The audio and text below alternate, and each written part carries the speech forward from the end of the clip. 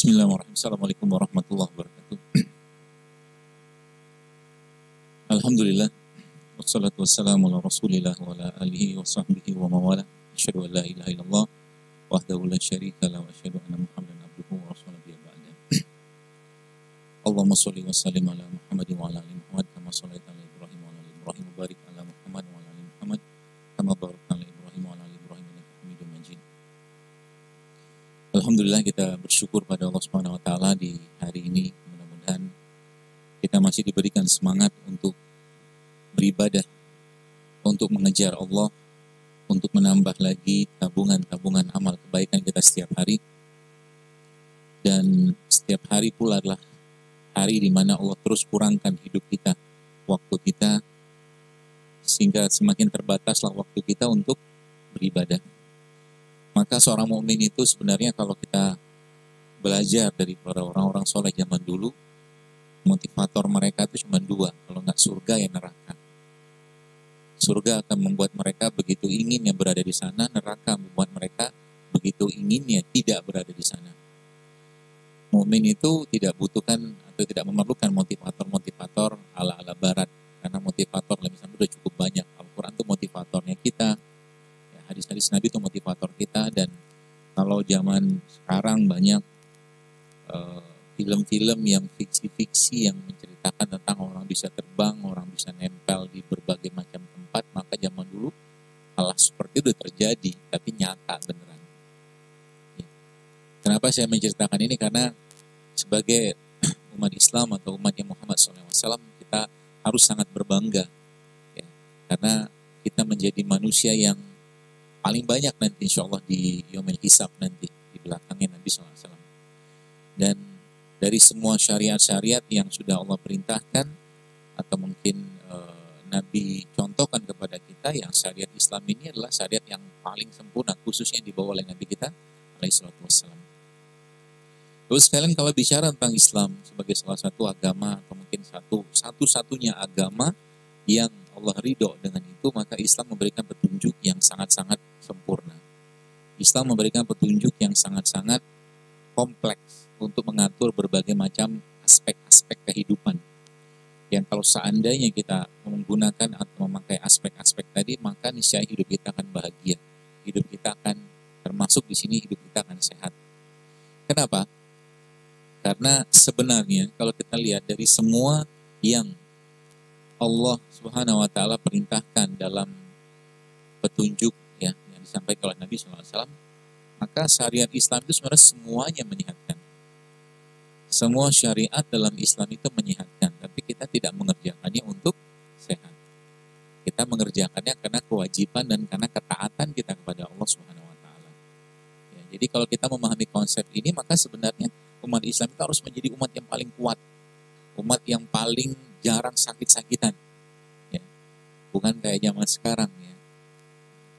Maksud saya itu karena mungkin kebanyakan makan yang nggak sehat, akhirnya ya makan-makan yang nggak bergizi maksudnya terlalu banyak kalori, terlalu banyak gula-gulanya di situ, akhirnya tubuhnya bermasalah. Maka Islam memberikan pedoman. Saya membagi itu atau saya menyebut itu menjadi software dan hardware-nya, tanda kutip. Software dan hardware-nya. Software itu maksudnya semua aplikasi yang Allah Subhanahu wa taala, ya, berikan kepada kita. Ini tanda kutip saja, istilah saja. Yang sebenarnya kalau itu lagi-lagi dikerjakan pasti akan bikin sehat tubuh kita, ya. Hardware-nya nanti kita akan bahas. Hardware itu apa? Kenapa sekarang banyak muncul masalah penyakit-penyakit yang sebenarnya kalau dikembalikan kepada dua hal tadi, itu sebenarnya akan banyak penyakit khususnya, ya berkaitan dengan degeneratif atau penyakit-penyakit yang hubungannya dengan penuaan atau aging, itu akan tercegah. Contoh, tubuh manusia ini Bapak-Ibu sekalian melakukan proses bunuh diri terprogram, bukan tubuh sel. Sel kita ini melakukan bunuh diri terprogram yang jangka waktunya itu 11 sampai 14 hari. 11 sampai 14 hari. Itu bunuh diri terprogramnya. Ya. Bahasa medisnya begitulah. Nah, itu ternyata kalau kita lihat 11 sampai 14 hari itu Kemudian kalau dia sudah mulai melakukan apoptosis atau bunuh diri tadi, itu akan muncullah satu proses lagi namanya autofagi. Ya, autofagi itu adalah dia memakan ya, sel-sel yang rusak. Maka kalau kita ambil tengahnya proses apoptosis tadi, maka akan ketemu harinya itu 12. Harinya itu 12. Maka kalau kita ambil tengahnya tadi 12 dan 365 itu dibagi dengan 12, maka kita akan ketemu angka 30. Ya. Angka 30 itulah yang dijadikan Allah sebagai caranya dia untuk menundukkan hawa nafsu kita untuk tidak banyak makan, sehingga tubuhnya terprogram untuk bunuh diri sendiri, sel-sel yang rusak tadi, dan autofagi itu terjadi dengan sempurna, dengan satu proses atau dengan suatu waktu disebut dengan, atau kita kenal dengan puasa Ramadan. Gitu. Ya, puasa Ramadan itu sebenarnya kalau dia masih kategori manusia, ya, kalau dia masih kategorinya manusia, dia harus puasa setahun itu 30 hari. Kecuali dia makhluk jenis lain. Ya.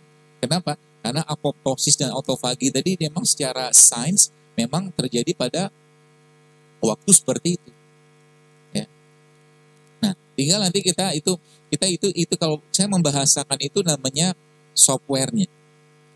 Softwarenya. Jadi kalau kemarin saya sempat ngisi di Garuda Maintenance Facility atau GMF di mana, di Cengkareng itu, saya katakan pesawat itu kan ada jadwal rutin overhaulnya. Ada rutin overhaul bulanan, tahunan gitulah, saya nggak paham, tapi kurang lebih kayak begitulah. Tubuh manusia itu juga sama sebenarnya. Ada jadwal rutin overhaulnya. Kalau overhaul ini dikerjakan dengan baik, maka tadi proses seperti biasa ibu-ibunya lebih banyak. Penguasa dapurnya lebih banyak. Tapi alhamdulillah. Jadi kalau ibu-ibu sekarang sudah melek sehat, mengerti hidup sehat, nanti suaminya minta kopi disajikan kunyit sama dia. Minta teh dikasih jahe kan gitu ya.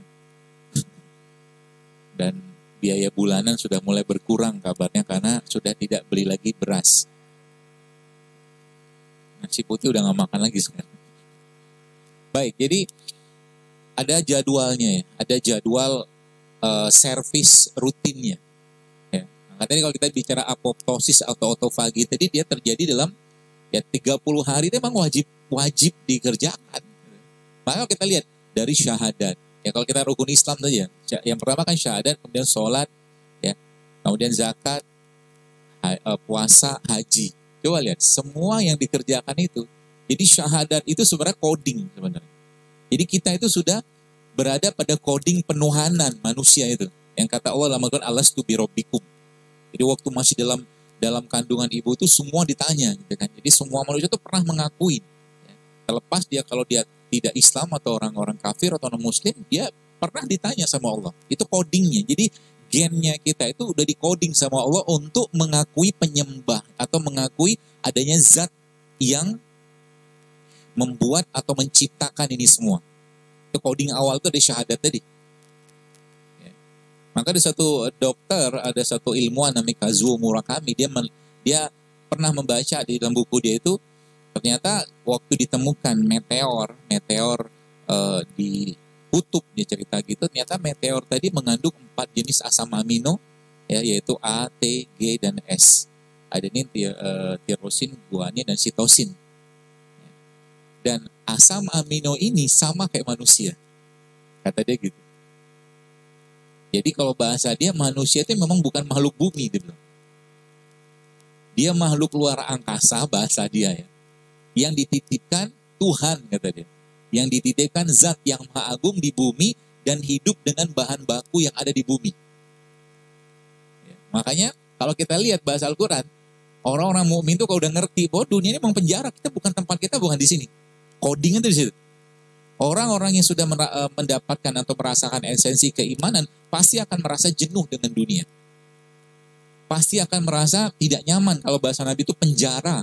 Di dunia itu penjara. Ya, gitu. Karena Allah mengatakan dalam Al-Quran, ya, orang-orang yang bahagia bertemu dengan Robnya gitu kan. Janji Allah kan begitu. Maka Allah juga bahagia untuk bertemu dengan mereka. Itu coding awalnya tuh. Coding awalnya. Jadi dalam gen kita ini ada gen ketauhidan. Ya. Ada gen yang mengakui, kata si Kazuo itu dikatakan ini nggak mungkin kerjaannya manusia, dia bilang. Nggak mungkin. Karena ada bayangkan, kalau sekarang kita dibuka badan kita ini, ya kita dibuka badan kita ini sekarang atau sebelum kita masuk ke mikronya lah, kita bahas tentang tadi mungkin teman-teman Bapak Ibu sekalian di sini yang makan siang tadi. Ketika Anda makan, ngambil makanan masuk ke tenggorokan dan sudah masuk katakanlah ya setengah jari kita kayak begini, sudah nggak ada lagi peran kita di situ. Allah yang memasukkannya, Allah yang mendorongnya, Allah yang mengaturnya, Allah yang menjadikan dia masuk ke lambung kita, sebagian jadi darah, sebagian jadi otot, tulang, segala macam, sebagian menjadi kotoran, kan gitu. Gak ada kuasa kita sama. Jadi kalau manusia itu dibuka lagi, dibongkar lagi, maka isi kita itu apa? Ya elektron. Elektron yang kalau dibuka lagi itu dia berpendar. Jadi dia ada, mungkin pernah dengar ada intinya, ada elektron, ada proton, ada neutronnya. Gitu. Berada pada suatu ruang gitu. Ya kalau dibilang, dan itu pun, maka kalau dibilang dunia itu fana, kitanya memang fana gitu kan. Karena isinya cuma elektron doang. Gak ada apa-apanya.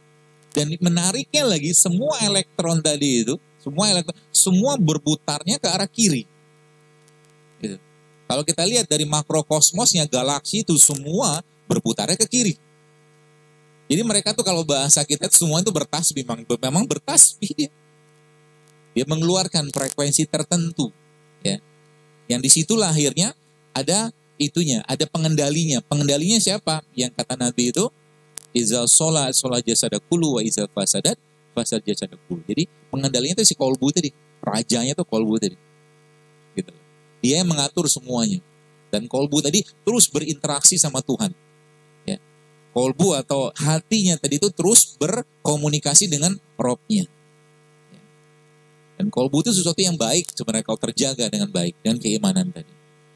Jadi itu tadi apa namanya syahadatnya. Kemudian yang kedua sholat. Sholat sering disampaikan, sholat itu stretching ya, dan relax yang paling baik. Jadi orang yang sholatnya baik, paru-parunya harusnya baik. Orang yang sholatnya baik dan benar pasti pintar. Kenapa pintar? Ya salah satu gerakan sholat itu kan yang kita tahu bahwa sujud itu kan gerakan di mana bagian dari otak kita ini kan bagian yang paling susah mendapatkan asupan oksigen secara optimal. Maka disuruh sujud. Semakin banyak sujudnya semakin pintar. Gitu. Orang yang katakanlah takbiratul ihramnya benar, pasti paru-parunya sehat, jantungnya sehat. Gitu. Tapi tadi kita tidak melakukannya untuk sehat. Gitu. Maka para ulama aja kalau kita lihat ya, beberapa imam-imam besar itu masya Allah sehari bisa 300 rakaat sholatnya. Luar biasanya, karena emang dalam sholat itu banyak sekali utamaannya. Ya. Jadi terus ada lagi waktu-waktu sholat tadi. Kemudian ada lagi sholat. Kemudian lagi apa tuh namanya zakat. Ya, zakat itu proses pencucian sebenarnya kan. Yang dicuci apa? Kolbunya dicuci, raganya pun dicuci dengan menghilangkan ketergaikan atau ketergantungan sama dunia. Kemudian yang terakhir puncaknya kan haji. Haji itu ibadah apa? Ibadah fisik, tapi sebenarnya di situ juga ada ibadah kolbunya. Kata Allah dalam Al-Quran, apa namanya, wala rafasa wala fusuk wala jidala fil hajj. Jangan jidal, jangan rafat, jangan fusuk. Ya, jangan ngomong jorok, ya, jangan ngomong, jangan jidal, jangan berdebat, ya. Pokoknya semua yang kaitannya dengan keinginan hati, bahkan waktu haji kita dilarang berhubungan suami istri sebelum selesai tahalulnya semua. Seperti itu.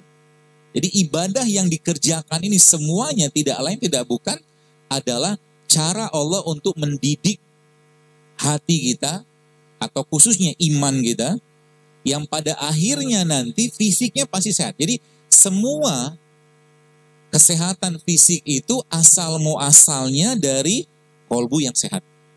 Itu dulu. Mau makan sesehat apapun, kalau orangnya masih penuh dengan hatinya, penuh dengan benci, marah, ya, dan penyakit-penyakit hati, nggak bakal makanan tadi bisa terserap dengan sempurna. Ya. Karena apa? Karena manusia itu ada nafsu. Bedanya kita sama malaikat apa? Malaikat nggak ada nafsu, kita ada nafsu. Gitu. Maka kalau sekarang saya tanya jamaah sekalian, kalau kita diberi pilihan, ya, kita diberi pilihan untuk makan sama tidak makan, pilihnya makan kan? Iya kan? Malu-malu gitu. Pilihnya makan. Saya pun pilih makan, karena kita ada nafsu, ngapain juga. Tapi yang luar biasa karena apa tuh namanya? Allah tahu ya, Allah tahu bahwa kalau kebanyakan makan, imannya lemah. Maka Allah wajibin kita untuk tidak makan. Nah ini puasa Ramadan kan? Puasa Ramadan itu puasa untuk apa? Kalau puasa pasti sehat, tenang aja lah. Gak usah dibahas. Jadi zaman saya baca beberapa penelitian-penelitian terbaru katanya fasting twice a week, bahasa Inggris mereka gitu kan, puasa 2 kali seminggu itu ternyata bisa mengaktifkan gen anti penuaan. Saya katakan sayang banget ya orang nggak kenal Islam gitu. Terus dia cerita lagi puasa 3 kali dalam 1 bulan. Jadi semua puasa-puasa sunnah Nabi itu diteliti oleh mereka dan ternyata efeknya luar biasa. Maka kalau kita lihat perjalanannya ada softwarenya di situ, ada aplikasi detoksifikasinya, mulai dari Ramadan, mulai dari puasa Syawal, kemudian lanjut lagi dengan Senin Kamis, lanjut lagi dengan Ayamul Bid dan puasa sunnah yang lain. Terus nanti waktu bulan lagi naik-naiknya pada tanggal 13, 14, 15 kan disuruh puasa tuh.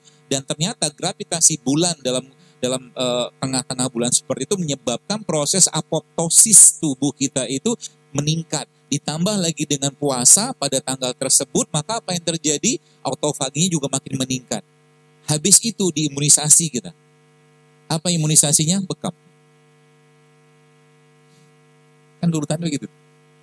Kata Nabi berpuasalah pada 13, 14, 15 kata Nabi. Habis itu istirahat 1 hari, 16. Nanti 17-nya atau 19-nya atau 21-nya berbekam. Bagian tubuh kita ini yang paling banyak kedapatan racun mana? Kulit. Ya kan? Bagian maksudnya muka, tangan segala macam ya, dengan makanan, dengan mungkin sampo segala macam lah, produk-produk yang tiap hari masuk ke badan kita tuh ya, maka dia paling banyak terpapar sama polutan kalau bahasa kita. Ya. Nah, sebelum kita masuknya lagi, kita akan sedikit membahas tentang bekam supaya Bapak Ibu tahu dahsyatnya bekam. Oke. Kalau seandainya di depan masjid ini ya,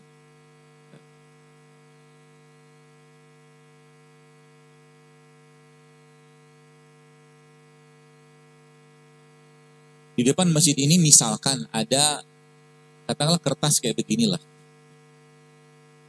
Kertas kayak begini, saya bakar di situ. Keluar apinya, asapnya. Kertas kayak begini kalau saya bakar, kira-kira bisa Kak? Apakah mungkinkah bakaran yang kecil ya nggak seberapa begitu menyebabkan misalkan nih Kopassus turun, Marinir turun, Paskas turun, atau Brimob atau Gegana turun? Nggak mungkin lah. Hansip juga nggak bakal turun. Bakarannya kecil gitu. Ini analogi saya pakai biar gampang memahaminya. Pertanyaannya, bagaimana cara memanggil pasukan khusus tadi? Saya bakar kan, gitu. Saya bilang, semua orang yang ada di masjid ini sekarang ngomong, kebakaran, gitu ya. Nggak disebutin kebakarannya besar, kecil, nggak disebutin, pokoknya kebakaran aja. Ya, semua orang ngomong, pasti menarik perhatian kan, gitu loh. Jadi proses pembekaman itu, jadi tubuh kita itu ada 2 imunitas, ada 2 kekebalan. Kekebalan pertama yang sifatnya non spesifik, dia semua dihantam sama dia. Apapun yang datang, pasukan nggak spesifik ini datang kayak infanteri lah gitu. Apapun musuhnya atau mungkin bakteri segala macam, non spesifik ini yang pasukan umum lah bahasa kita datang. Nah, di atasnya lagi itu ada namanya pasukan khusus. Ya, pasukan khusus itu misalkan ada namanya makrofag, ya, neutrofil, kemudian ada interleukin, macam-macam, tinggal dibaca. Jadi intinya ada dua pasukan, pasukan umum sama pasukan khusus. Waktu orang itu dibekam, pak, gitu kan, di kulitnya kan, dikop, kemudian dilukain. Nah, perlukaan itu kebakaran. Jelas ya? Perlukaan tadi itu ilustrasinya seperti kebakaran tadi. Jadi bikin radang sama jarum atau lancetnya tadi itu. Sedot kan? Waktu disedot, semua peradangan dalam tubuh manusia pasti menimbulkan reaksi atau respon. Ya, kita kenal dengan reaksi atau respon inflamasi. Kalau respon inflamasi akibat perlukaan tadi muncul, dari kemerahan, bengkak, nyeri segala macam, maka apa yang terjadi? Tubuh akan memanggil pasukan umumnya dulu. Panggil tuh pasukan umumnya. Sekitaran itu dulu dipanggil tuh. Kalau bahasa kita hansipnya, babinsanya gitu-gitu lah. Datang dia tet. Oh iya nih, oke, kami kendalikan kata begitu. Nah tiba-tiba sama tukang bekam atau si pembekam tadi kan, kopnya dibuka. Kopnya dibuka setelah tadi ditusuk ya, atau disayat tadi. Kopnya dibuka, lalu disedot lagi.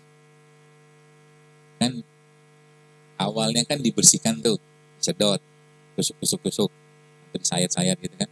Kemudian yang kedua, kan disedot sama dia keluar darahnya. Kemudian sama dia dibersihkan. Nah, sedotan yang berulang itu tanpa penyayatan lagi ya, atau tanpa penusukan lagi itu kayak tadi kita ngomong rame-rame. Kebakaran. Apa yang terjadi? Yang datang bukan pasukan di sininya, tapi di sini. Langsung dari pusat, karena diberitahu di sininya ada masalah, maka pusat nggak peduli. Ketika ada informasi, datang dia. Sehingga seluruh pasukan-pasukan khususnya, bahkan pasukan imun yang urusannya sampai ke HIV, datang. Itu luar biasanya bekam. Ya, dahsyatnya bekam. Maka kita lihat kan, sebelum dibekam disuruh puasa dulu 13, 14, 15. Istirahat sehari. Nanti kita akan lihat, terus bahan hardware-nya itu apa? Hardware-nya. Itu software-nya. Jadi software pertama tadi ada sholat, kemudian ada puasa, kemudian ada berbekam. Ya, apalagi banyak. Salah satunya kalau zakat kan harus dihitung nisabnya. Tapi kita harian kita bisa sedekah. Ya, sedekah itu paling baik kepada siapa? Ada seorang yang bertanya kepada Nabi SAW, iya Rasulullah, kalau aku punya 1 dinar, kepada siapa aku harus sedekahkan? Kata Rasulullah, kepada dirimu sendiri. Ya, bersedekahlah pada dirimu sendiri. Jadi kalau Anda, Bapak sekalian, teman-teman sekalian, beli makanan yang mungkin menurut kita ya harganya cukup tinggi gitu kan, dan diniatkan bersedekah kepada diri kita, dapat pahala gitu. Ya, contoh mungkin ya, let's say mungkin kacang almond gitu kan. Yang almond kan harganya luar biasa kan, sekilo bisa 200.000, 300. Apalagi kacang-kacang kayak kacang pistasiu 500. Tapi kalau kita niatkan membeli itu untuk bersedekah, memberikan yang terbaik, asupan ke badan kita, dapat pahala kita. Maka jangan pelit sama badan. Kalau kita bersedekah, sebenarnya ujung-ujungnya ke siapa? Ya ke kita juga, ke Allah sebenarnya kan. Ya, maka sering saya bilang, kalau kita punya rezeki yang cukup, bahkan lebih, ya, janganlah sholat pakai baju yang jelek. Beli baju yang baru, karena ujung-ujungnya tuh adab kepada Allah. Di dompet kita mungkin ada ada uang 100.000 yang masih baru sama 100.000 yang lecek. Adabnya kita sama Allah kasih yang terbaik. Gitu loh. Itu sebabnya Imam Ahmad setiap malam kalau beliau tahajud pakai bajunya, ganti baju tiap malam karena mau ketemu Allah. Gitu loh. Ada sejadah yang bagus, pakai sejadah yang bagus, jangan pakai sejadah yang usang. Gitu loh. Termasuk misalkan nih, yang celengan lewat, jangan gitu kan. Jangan kasih yang paling kecil. Ya, kasih yang paling gede. Karena ujung-ujungnya sama Allah. Dan sedekah itu akan membuat bahagia.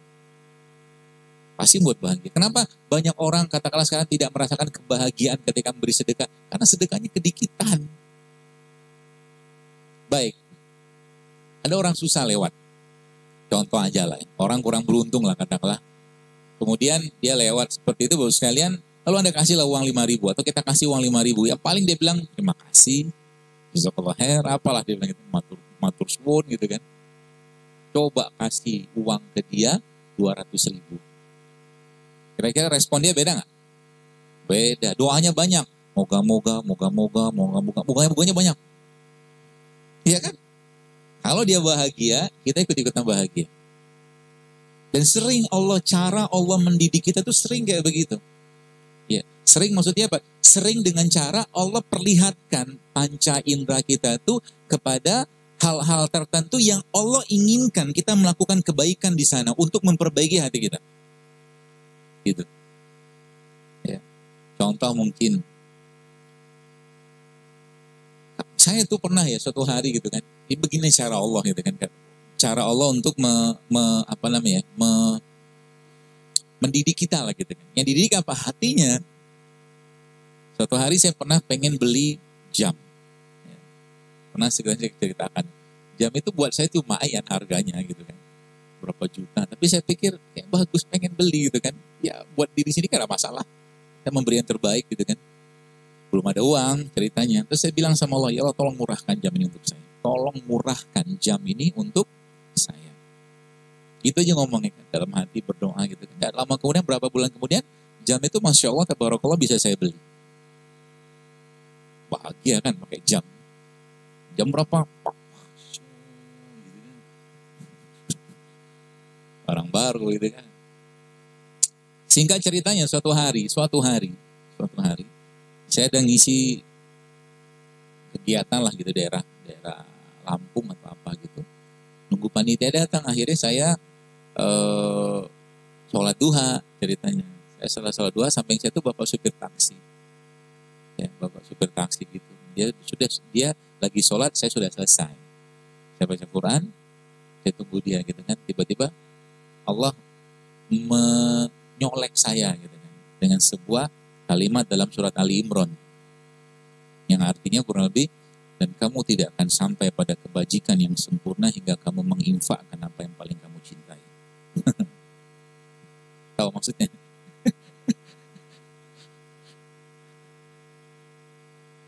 Kira-kira apa yang harus dikerjakan?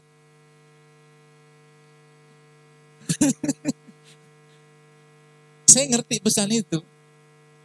Kan kalimat Allah tuh bicara dengan kita tiap hari dengan tanda-tandanya dari Al-Quran mungkin, dari mata yang kita melihat gitu kan.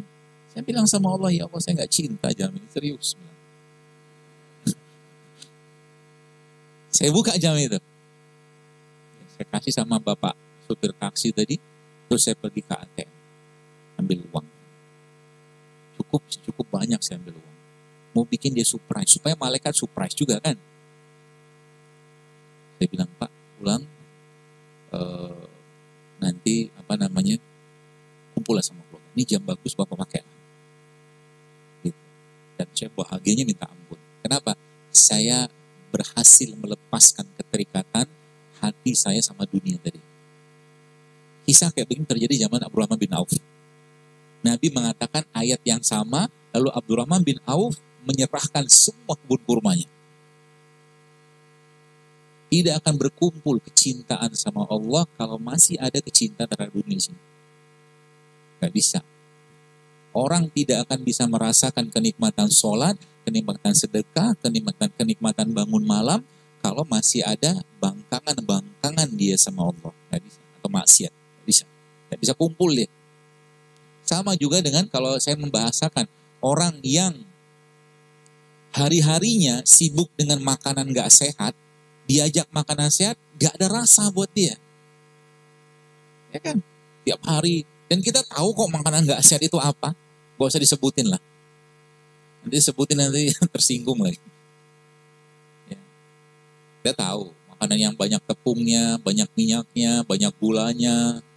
Apa gak sehat? Makanan yang tinggi gula sederhananya, nanti kita akan bahas. Jadi kita lihat solusinya apa. Jadi gitu salah satunya. Ya. Dan itu setiap hari sebenarnya Allah menjadikan atau membuat momen-momen kayak begitu untuk kita, untuk mendidik hatinya kita supaya hati itu menjadi raja.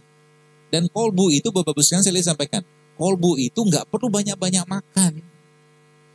Justru malah iman seseorang itu lemah kalau kebanyakan makan. Tanda orang banyak makan apa? Gemuk, bukan ngantuk. Orang banyak makan yang gemuk lah, apalagi bahasanya. Kalau banyak makan pasti gemuk, apalagi makan gak sehat kan. Ya. Yang dimakan tidak paham. Maka udah Nabi jelaskan bahwa nanti di akhir zaman kata Rasulullah SAW, aku melihat di kalangan umatku banyak dari mereka yang gemuk. Gitu. Gak apa-apa yang gemuk nanti dikurusin. Cara ngurusinnya gimana? Gak usah makan. Atau kurangi makan, kan jadi kurus nanti. Gitu. Nanti sudah kurus dia, di-maintain aja lah. Ya. Apalagi yang dimakan, banyak makan nggak sehat. Kemarin saya ngeliat satu foto gitu kan, subhanallah foto seorang laki-laki gitu kan, ya, dapat dari Instagram. Laki-laki yang tiap hari makan, sepertinya sibukan situ dia banyak sekali fast food. Ya, fast food itu makan-makan cepat saji gitu yang daging-daging olahan kayak begitu yang membuat akhirnya laki-laki tadi payudaranya seperti perempuan. Kalau bahasa kita itu ginekomastia. Selain karena makanan olahan tadi, yang pertama, yang keduanya adalah karena lemak. Ya, lemak-lemak yang sifatnya lemak trans yang ada pada banyak makanan-makanan tadi. Jadi hati-hati. Nanti jadi laki-laki yang lebay. Kebanyakan hormon perempuannya. Jadi saran saya bapak-bapak nih, coba mulai dikurangi tepungnya. Supaya jadi laki yang perkasa. Kenapa saya katakan begini? Karena emang obat kuatnya laki-laki itu hidup sehat. Kemarin saya ngisi di Penggilingan, ada seorang sahabat di situ cerita, dokter bener sih dok, Masya Allah setelah saya mulai memperbaiki, mengurangi ini itu segala macam, wah luar biasa dok. Tiap hari itu nagih terus, dia bilang. Alhamdulillah saya bilang. Mudah-mudahan nanti istrinya bisa bilang, ya semoga Abi bisa berbagi kebahagiaan ini kepada wanita yang lain. Ya, siapa tahu. Siapa tahu. Hanya orang-orang yang sudah menikah yang paham bahasa ini kan. Kayak gitu ya.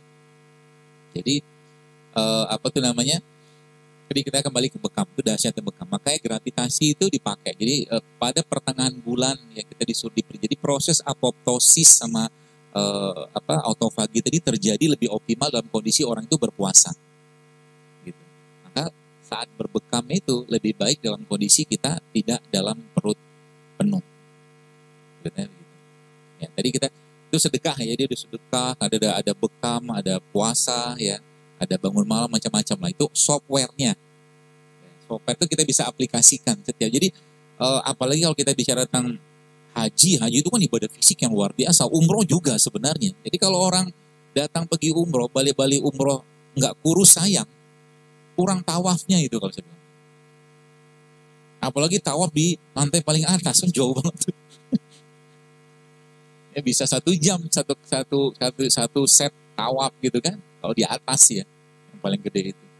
Ya mumpung kalau lagi di sana, lagi umroh atau haji ya, tawaf itu kan ibadah yang kita nggak bisa lakukan di tempat lain, kecuali di Mekah doang. Jangan lewatin tawafnya, tiap masuk haram, tawaf. Masuk haram, tawaf. Masya Allah itu luar biasa. Apalagi kalau bisa sambil ramal, jalan-jalan atau lari-lari kecil itu. Makanya haji umroh itu puncaknya ibadah. Ya. Bahkan dia di bawah jihad setahu saya. Ya, kata Nabi begitu. Jadi itu softwarenya sekalian. Jadi mulai sekarang, coba mulai didik hatinya untuk tidak ada lagi keterikatan dengan dunia. Atau mengurangilah gitu kan. Dengan apapun. Karena kita dibekali Allah dengan nafsu sekalian, maka iman harus mampu menundukkan nafsunya. Manusia tuh kalau diberi pilihan tadi makan sama nggak makan, maunya makan. Ya. Maunya makan terus. Akhirnya Nabi mencontohkan. Ya. Nabi mencontohkan bagaimana Nabi SAW ya mencontohkan ada puasa-puasa sunnah gitu kan. Dan puasa itu susah nggak? Susah. Karena susah, Allah kasih satu pintu khusus bagi orang yang melakukannya di surga nanti. Semakin susah amal ibadah itu dikerjakan, semakin besar rewardnya. Gitu. Kalau semakin susah dia dikerjakan, semakin berat, bukan pasti, besar kemungkinan efek ke badannya juga semakin besar. Contoh, bangun malam susah loh. Betul? Tapi lihat, orang yang bangun malam rutin, Bapak Ibu sekalian, saya bisa menduga besar kemungkinannya orang ini tidak akan kena kanker. Kenapa? Karena ada siklus hormon. Hormon ada satu hormon yang itu memang memuncaknya itu di malam hari, khususnya di tengah malam.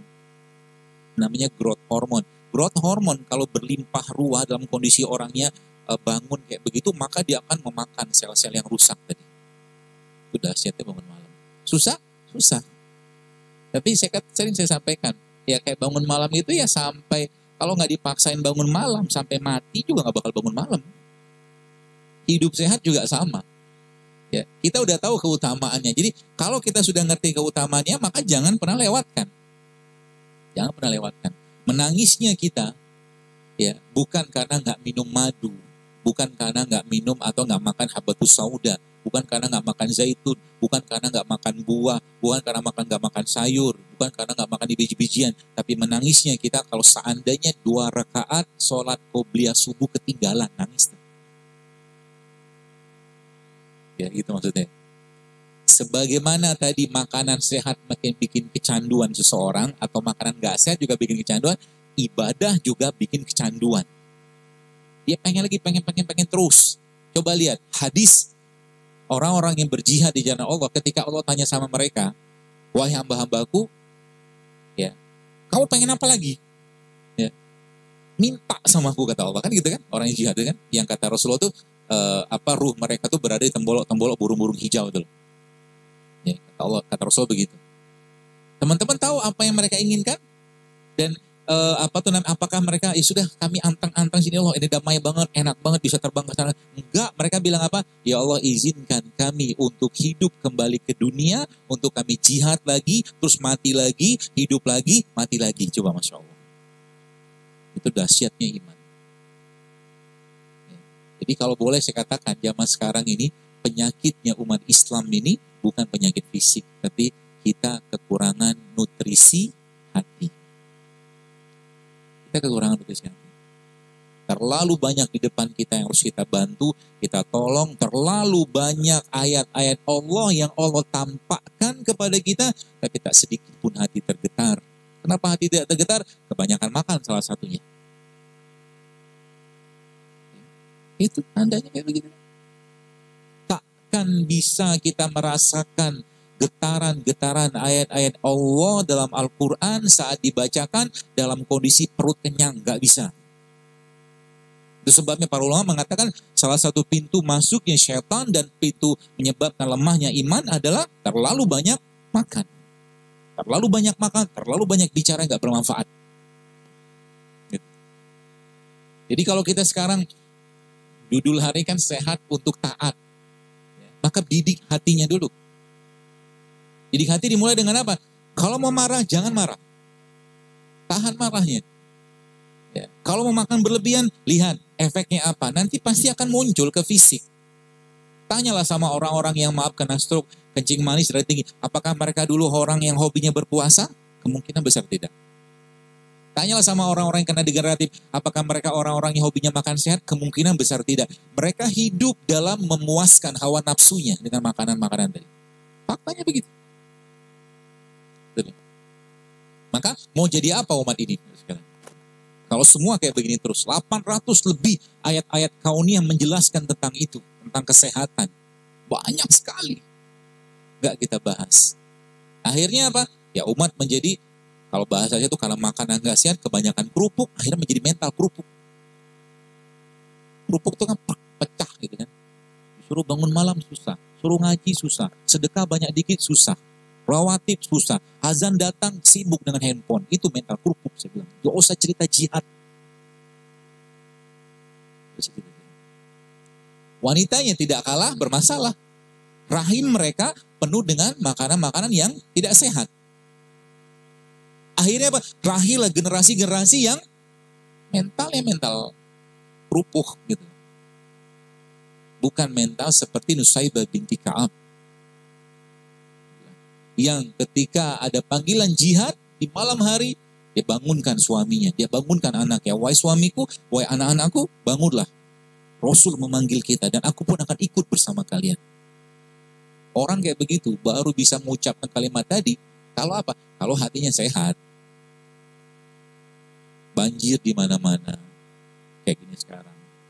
Oh, fenomena alam, bencana alam, karena inilah itu segala macam. Masalah utamanya apa? Karena terlalu banyak yang maksiat. Begitu kan bahasa imannya kan. Gitu. Kita tidak menyalahkan siapapun, tapi kembali ke kita aja dulu. Termasuk masalah kesehatan kita zaman sekarang. Ya. Indonesia zaman sekarang berlimpah ruah penyakit degeneratif. Lihat dulu sekalian, di berbagai tempat. Anak-anak disodori dengan tontonan-tontonan gak bermanfaat, gak berfaedah. Makanan pun gak berbeda. Pikiran akhirnya apa?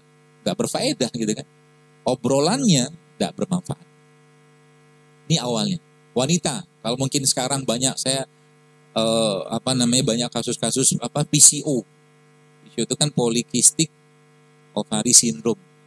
Ovumnya atau sel telurnya itu nggak matang. Sel telur nggak matang, macam mana mau dibuahin sama sel sperma? Asbab dari apa? Asbab dari waktu dia, salah satunya sih, waktu dia lagi hamil, sibuk, cemas mikirin penyakitnya. Waktu sebelum dia hamil ya. Cemas luar biasa. Cemas itu pasti akan mempengaruhi siklus hormon. Karena manusia makhluk hormon. Manusia itu makhluk hormon. Ya.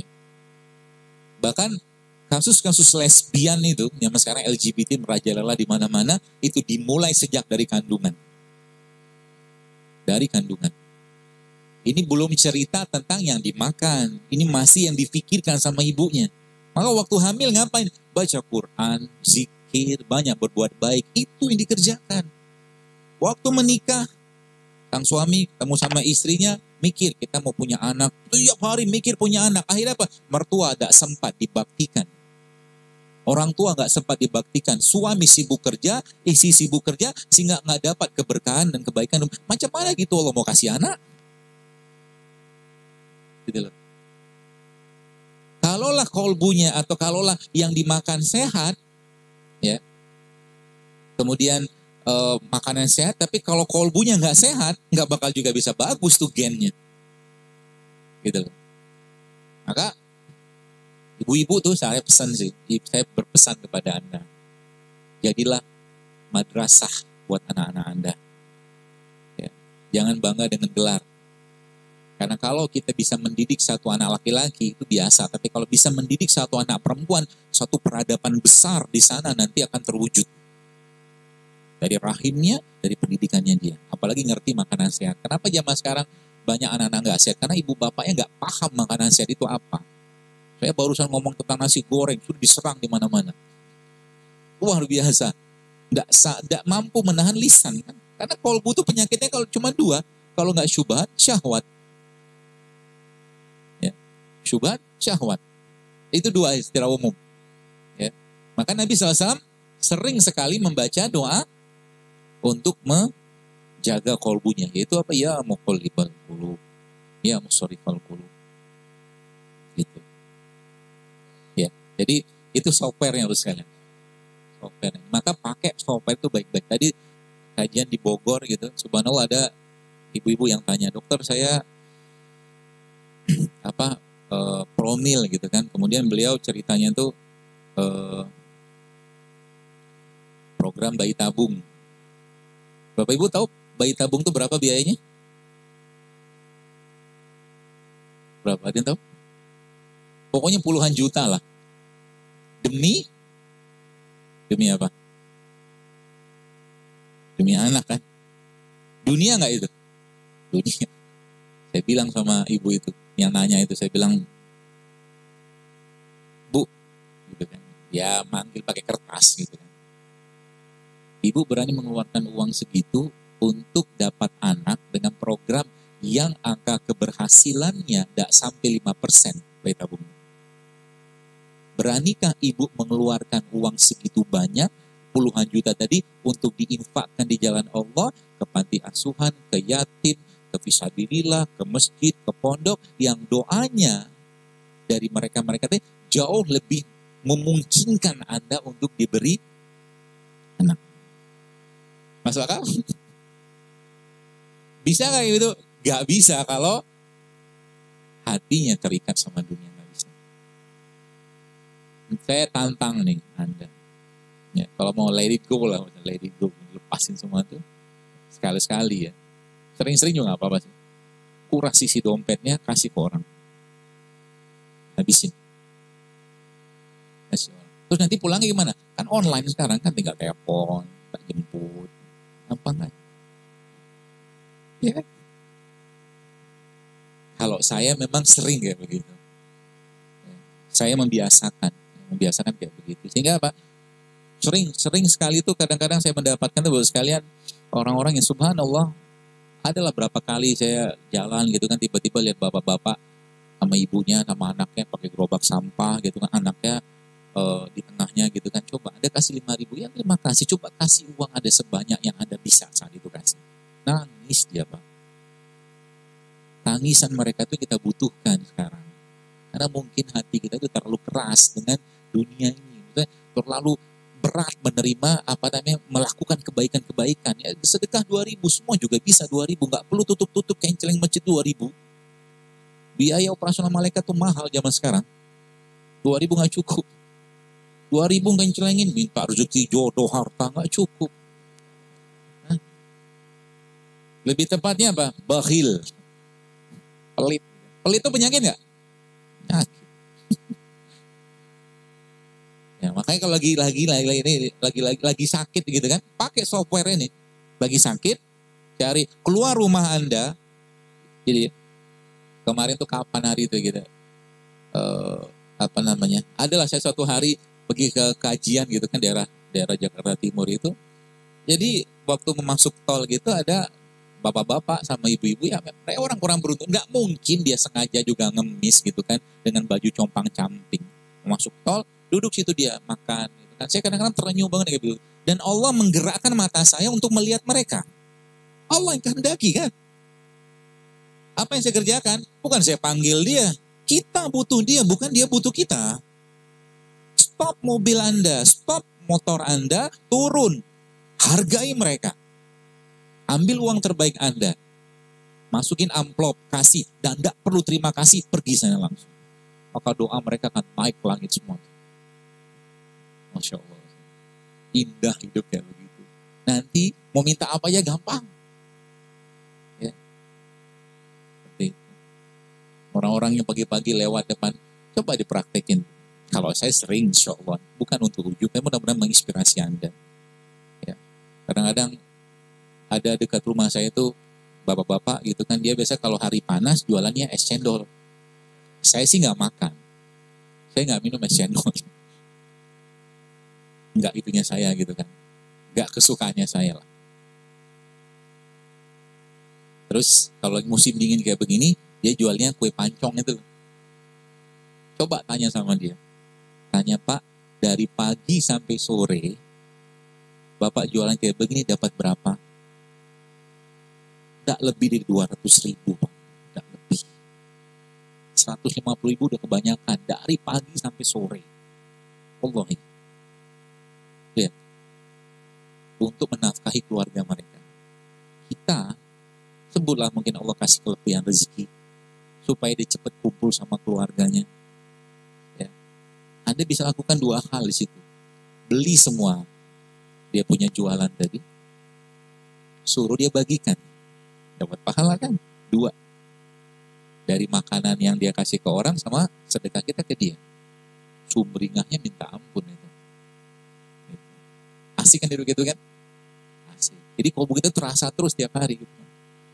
Apalagi kayak sekarang begini kan, kalau teman-teman, misalnya saya tanya di sini, maukah kita diberi kesempatan untuk iktikaf 1 bulan penuh di Masjid Nabawi? Jawabannya pasti mau.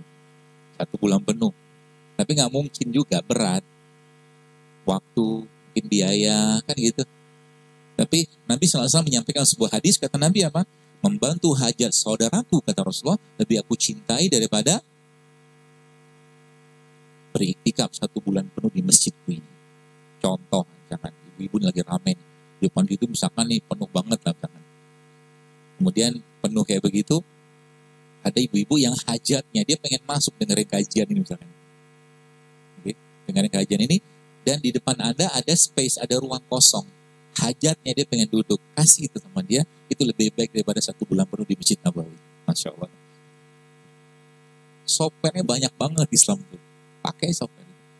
Tinggal nanti Anda mau bertawasul dengan apa? Dengan segala kebaikan. Itu software-nya ya. Nah sekarang pertanyaannya, software sudah selesai nih. Jadi bangun malam semua itu aplikasinya lah gitu kan. Pakai aja. Lagi katakanlah lagi sakit, jangan cari dokter. Lagi sakit jangan cari pembekam, jangan cari herbalis. Yang Anda cari siapa? Faiza faritu fahuwa yashfin. Allah yang dicari dulu. Itu kata kuncinya kan? Ambil wudhu 2 rakaat, sholat, minta petunjuk sama Allah. Ya Allah, aku hambamu, aku ciptaanmu. Dan Engkau memberikan sakit ini kepadaku, ya Allah. Maka beri aku petunjuk apa obat dan apa jalan kesembuhan yang Engkau ridho kepadaku untuk jalan sembuhanku ini. Maka nanti Allah kasih petunjuk. Tiba-tiba lihat di depan rumah ada pohon kelor misalkan. Gitu caranya. Mobil Toyota misalkan Bapak sekalian, mobil Toyota itu kan apa ya? Kalau kita beli gitu kan mobil Suzuki lah atau Toyota gitu kan pasti ada spare part-nya, pasti ada underdeal-nya gitu loh. Manusia juga sama. Ya, kita ini ciptaannya Allah, nggak mungkin nggak ada underdeal. Dunia barat saat ini, dunia pengobatan barat sampai detik ini nggak menyelesaikan diabetes. Ya kan? Diabetes nggak selesai loh. Masa harus makan obat seumur hidup? Apa kurang luas bumi Allah untuk bisa mendapatkan obat diabetes? Pikir baik-baik. Apa kurang luas bumi Allah ini untuk mendapatkan obat darah tinggi? Sampai darah tinggi itu hanya bahasa mereka ya, terkontrol, harus makan obat lagi segala macam. Apa kurang cukup obat-obatan anti penggumpalan darah dari apa-apa yang Allah ciptakan? Bawang-bawangan semua pengencer darah sebenarnya. Gitu loh. Kenapa kita bisa seperti itu terjebak di sana? Karena kita jauh dari Allah gitu loh. Padahal kalau mau kalau mau dipakai semua udah cukup semua. Jangan cukup. Kita bicara tentang misalkan nih, kita bicara tentang ada satu daun. Daun ini mengandung hampir 20 jenis asam amino. Daun ini mengandung bahan anti kanker. Daun ini mengandung minyak yang ada pada minyak zaitun atau MUFA atau monounsaturated fatty acid. Daun itu namanya apa? Kelor. Dan bahan baku tubuh manusia ini apa? Asam amino kan? Asam amino.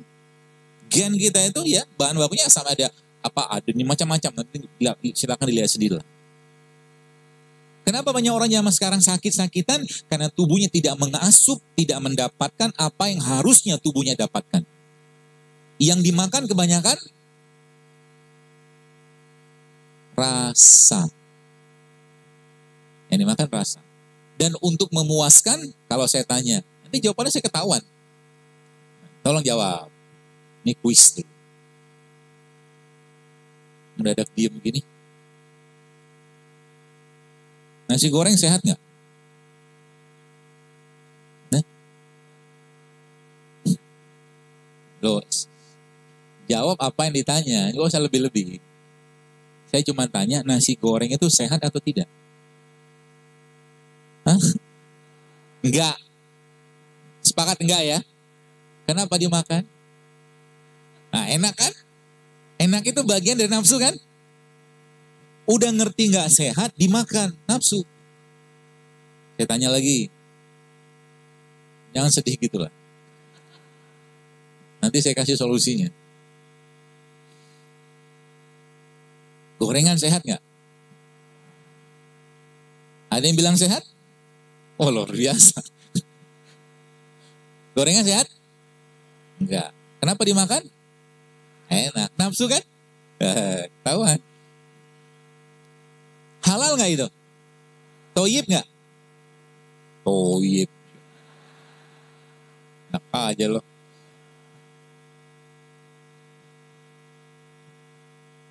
Kenapa dimakan? Nafsu. Halal, betul halal. Ada yang sempat nyerang-nyerang saya gitu kan. Kenapa? Mengharamkan, siapa yang mengharamkan? Dia bilang, kenapa mengharamkan apa yang Allah halalkan? Siapa yang mengharamkan? Hidup ini pilihan. Anda kasih sama saya sekarang gorengan, Anda kasih saya buah, saya akan pilih buah. Kenapa? Saya sayang dengan badan saya. Saya cinta dengan badan saya pengen banyak bersyukur dengan apa-apa yang saya masukkan ke badan saya, dan saya nggak mau zolimi badan saya dengan sesuatu yang membuat ibadah saya nggak optimal. Ibu-ibu mungkin yang maaf sekarang badannya gede-gede. Akhirnya apa? Tempurungnya, apa tuh? Lutut itu kan sakit kan? Krotak gitu kan. Duduk susah, jalan susah, beri susah. Bawaannya baper terus. Apalagi pramenopause syndrome. Obatnya pakai apa? Bukan disuntik. Bukan dikasih obat anti nyeri. Jadi kalau ada orang bilang, ada bahasa Inggris itu, I am a man with big bone. Dia bilang. Saya itu laki-laki yang tulangnya gede. Dari ceritanya tulang gede. Ya. Kalau manusia itu badannya gede, lemaknya yang banyak, tulangnya tetap segitu. Kalau kalau lemaknya yang banyak, otomatis terjadilah peradangan di badannya. Peradangan di badan, pada akan kena sendi, kena apa, semua akan kena. Bahkan ini pun akan kena otaknya gitu loh. Ya. Kalau udah kayak begitu, bukan kasih obat, tapi turunin berat badan. Karena tulang kita hanya mampu menahan beban tumpu dengan sesuai dengan kondisi tinggi badan kita, nggak bisa bertambah. Gitu loh. Jadi kalau nyeri, lututnya nyeri, ankle-nya nyeri, bagian atas nih berlebih lemaknya, kurangi lemaknya, gitu caranya. Caranya gimana? Ya kurangi makan. Pertanyaannya, saya sudah kurangi makan tapi tetap gemuk. Kita lihat apa yang dimakan. Pembahasan di situ nanti. Supaya Bapak Ibu teman-teman paham nih ya. Termasuk ini perempuan zaman sekarang. Jadi kalau saya kemarin tuh sempat ada dalam satu kajian gitu kan, subhanallah ada seorang ibu-ibu lah, mbak-mbak gitu, dia ceritanya, dokter apa obat kista, dia bilang. Apa herbal buat kista? Saya nggak jawab. Saya bilang apa? Sebelum saya jawab itu, saya tanya dulu, saya bilang, sebelum kena kista, menstruasi ibu bermasalah nggak? Jawabannya iya. Wanita itu gerbangnya sehat atau tidaknya dia indikatornya dari menstruasi salah satunya, yang paling dominan. Kalau mens yang bermasalah, sampai ke kanker pun bisa punya peluang kena. Pertanyaannya, kenapa mensnya bermasalah? Kemarin saya sempat nulis di feed ya, di Instagram itu, orang-orang yang hamil. Udah pada baca, ibu-ibu? Bapak-bapak baca? Itu Allahu Akbar, gak nyangka saya sampai 5.000 komen loh itu.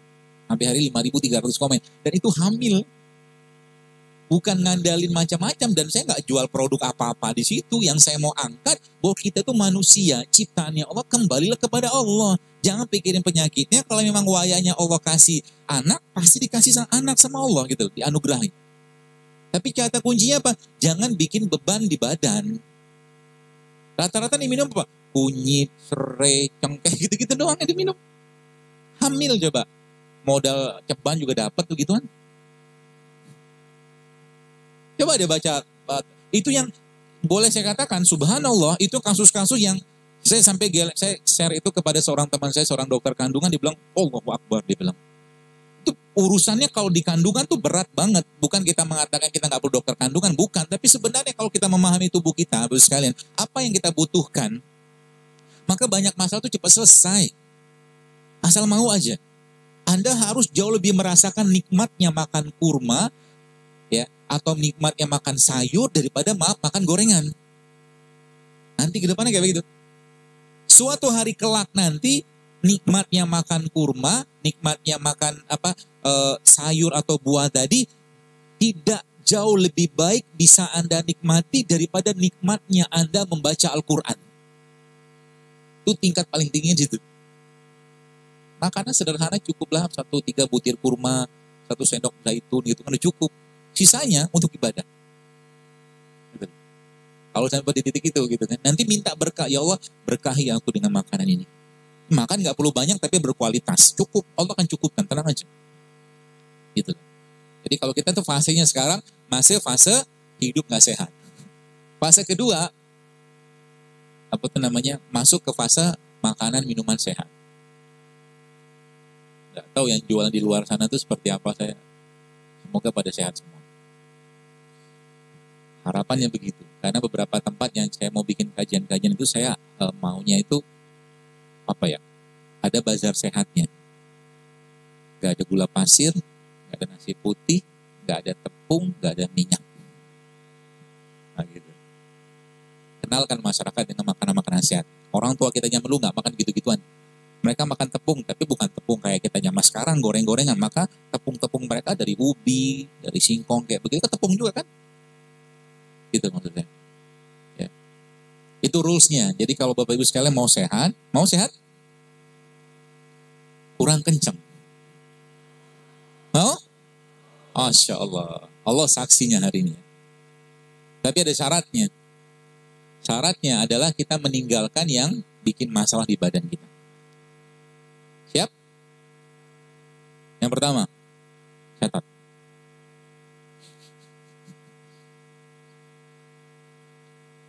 Dan lakukan ini karena Allah.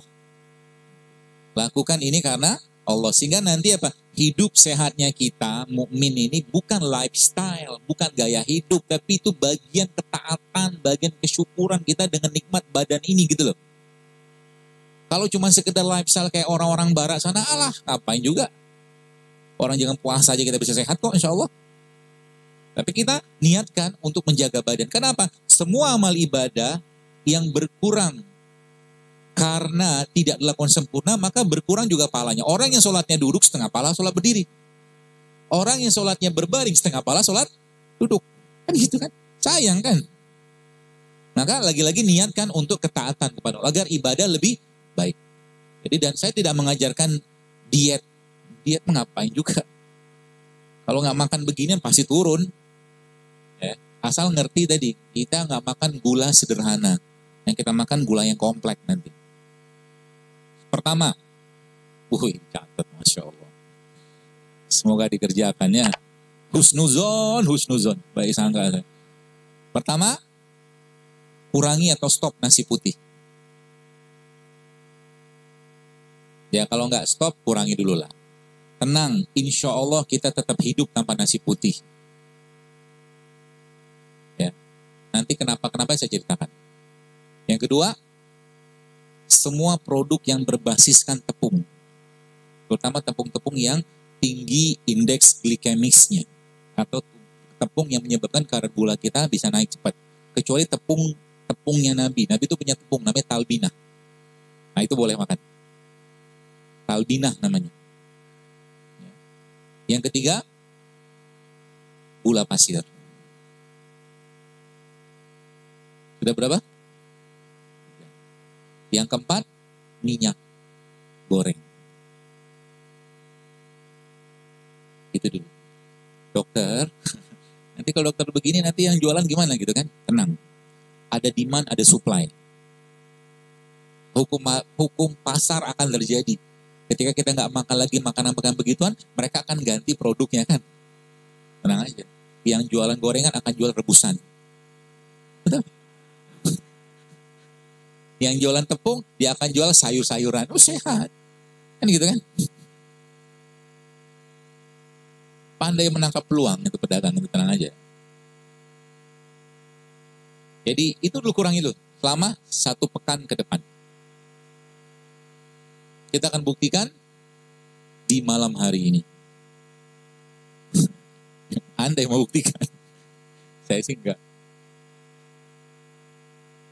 Kalau saya lebih senang, kadang-kadang tuh kemarin tuh sempat safar yang mana ya, lupa, terlalu banyak safar lah pokoknya. Ya kadang-kadang kan di safar itu susah dapat makanan sehat kan. Ya sedikit-sedikit lah nyampah gitu, makan nggak kayak begitu. Pulangnya saya tahu ini badan sudah kacau nih. Gitu kan. Nah, akhirnya saya mulai untuk puasa, bukan puasa sunat, tapi puasa untuk tidak makan minum ya. Sampai kemarin itu sampai 19 jam saya nggak makan. Buat saya ya, yang dicobain kalau nggak paham. Kenapa? Ini ilmunya. Gula ada 3 komponen. Ada gula, ada glikogen, ada lemak. Ada gula, glikogen, lemak. catat aja, nggak usah dipahami, nggak usah diingat juga apa-apa, sekedar tahu aja. Jadi gula itu transformasinya kalau nggak dipakai di badan jadi glikogen. Kalau nggak dipakai jadi lemak. Jadi gula ujung-ujungnya jadi lemak, paham gitu ya? Nah, gula itu, glikogen ini Bapak sekalian, glikogen itu disimpan, ini ilustrasi aja, disimpan di kulkas bahasanya. Glikogen disimpan di kulkas, si lemak disimpan di chiller. Oke? Glikogen di mana? Kulkas, lemak, chiller. Ada singa.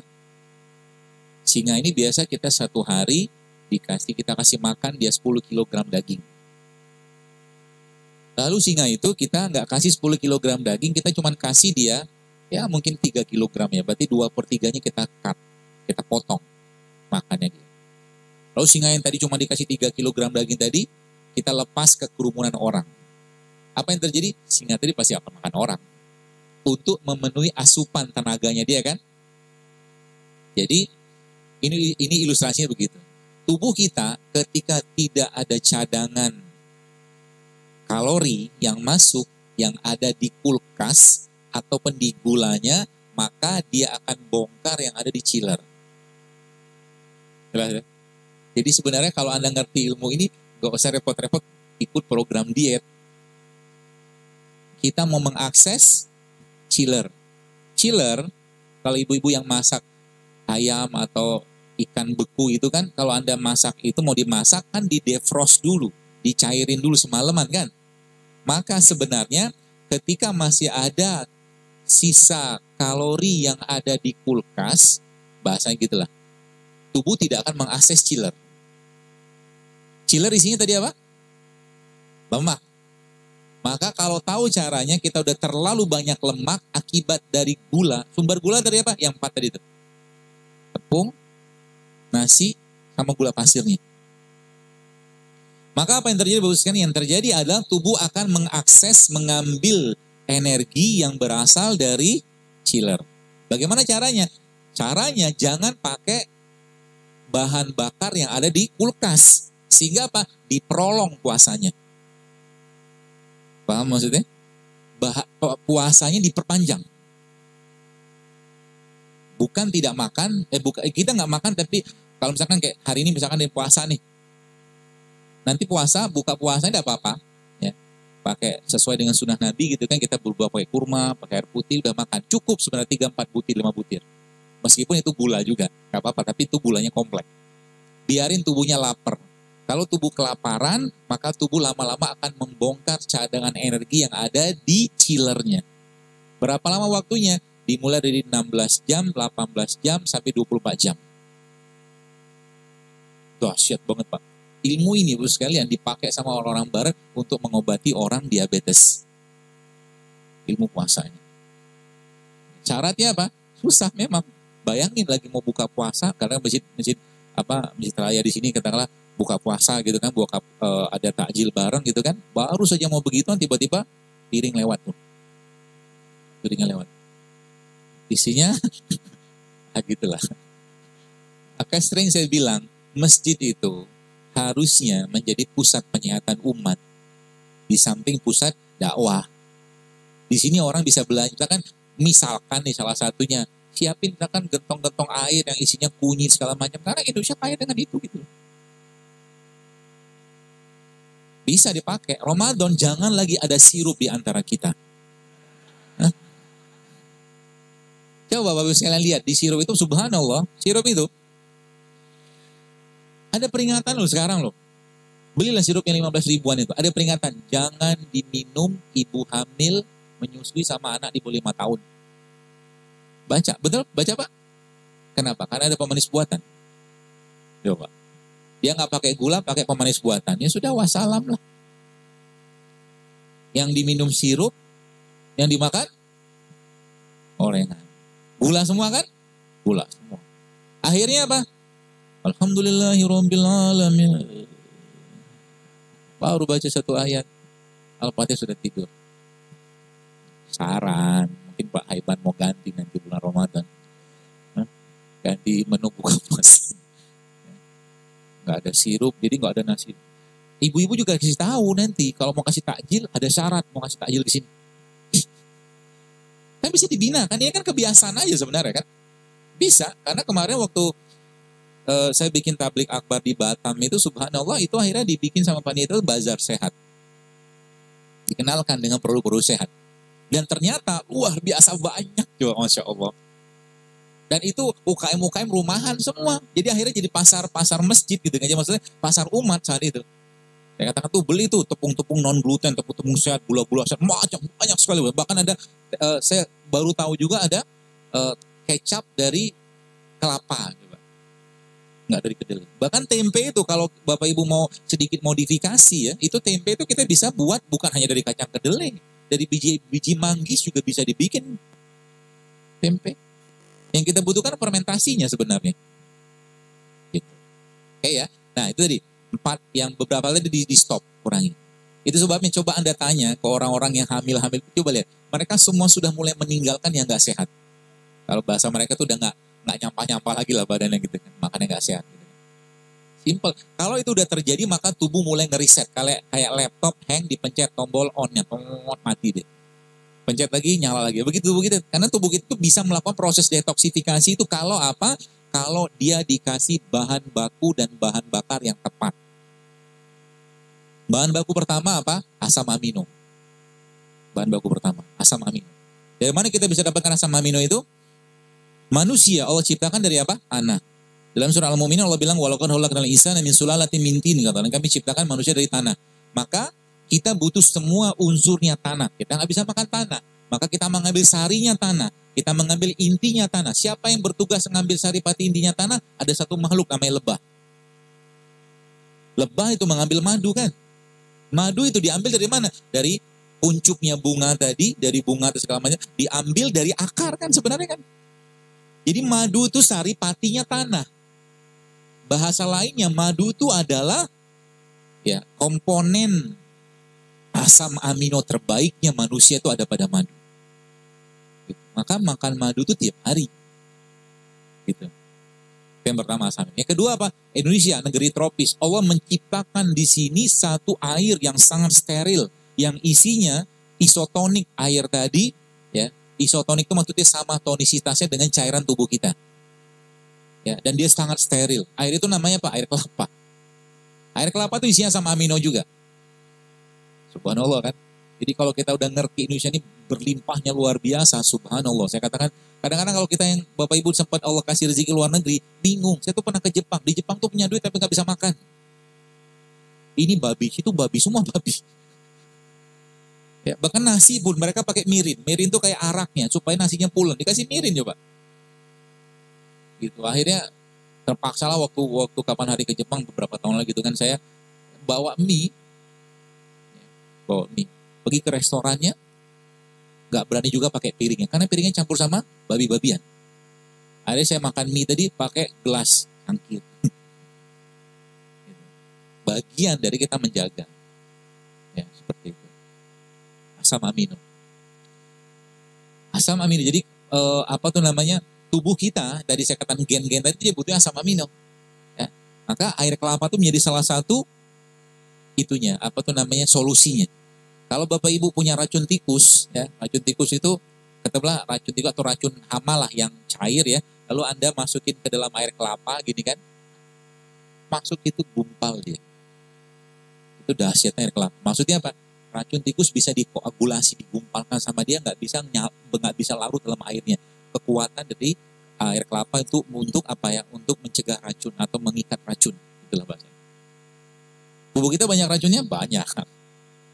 Kosmetik kita banyak bahan kimia, odol kita macam-macam tiap hari gitu kan. Maka jadwalin tuh makan atau minum air kelapa. Setiap seminggu tuh minimal sekali atau 2 kali lah. Setiap hari, yang kelapa muda atau kelapa tua tergantung usia Anda. Kalau Anda sudah tua, minum yang tua.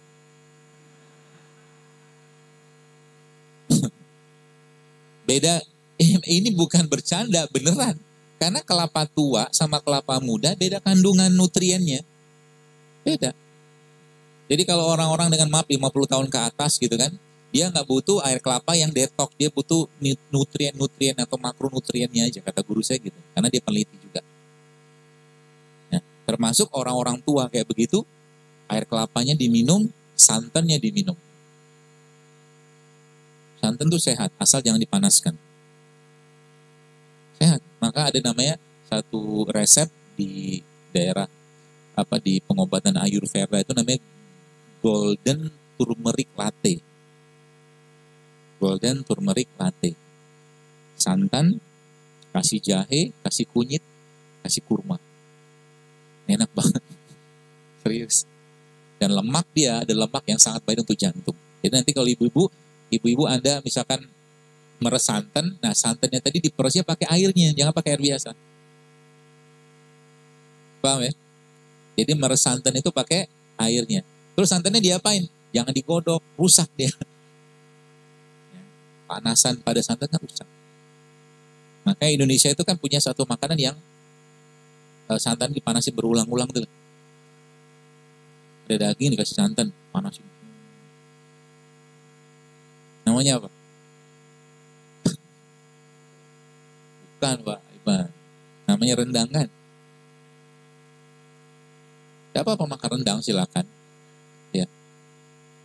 Rendang itu diakuin sama CNN apa kalau nggak salah sebagai makanan paling enak di dunia coba, Masya Allah.